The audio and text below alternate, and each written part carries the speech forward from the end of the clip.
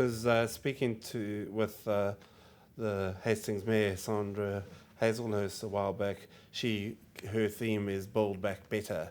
And you spoke about the bridges and things like that you've got. And Rissington was, a 1 in 500 year, and then it got smashed. And also talking about the cables with power and everything running telecommunications under the bridges. How do you change that? I mean, what's the plan for that? Yeah, look, I think as Mayor Sandra said, the mantra is if you view that there's going to be a lot of money spent in Hawke's Bay across insurance, private sector, government, both local and central government, it's how do we make sure that at the end of this we have built back better, and what we think that looks like is recognising that this investment should deal with some of the equity issues that we have in our community. It should result in more fit for purpose and resilient infrastructure.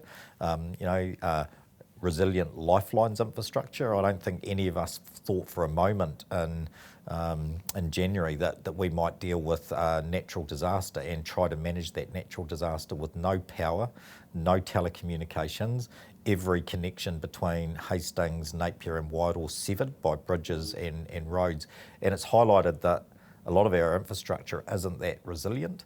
And now, whilst some of these decisions have been taken over different contexts, and some of them a very long time ago, the questions that we should be at least honest enough to ask around, well, is it sensible having the power supply for 60-something thousand people in Napier sitting next to a river in the middle of a floodplain? Now, there's no easy answers here, but they're the questions that we need to be asking. Now, that decision was taken in 1929, but what we know in 2023, do we think that's sensible?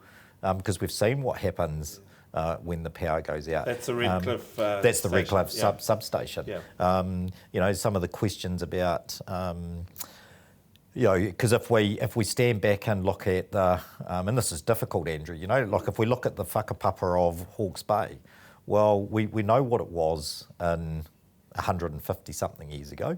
It is the most alluvial soil, some of the most alluvial soil in the world because of centuries of flooding and the depositing of silt that's turned into soils. We have over the last 150 years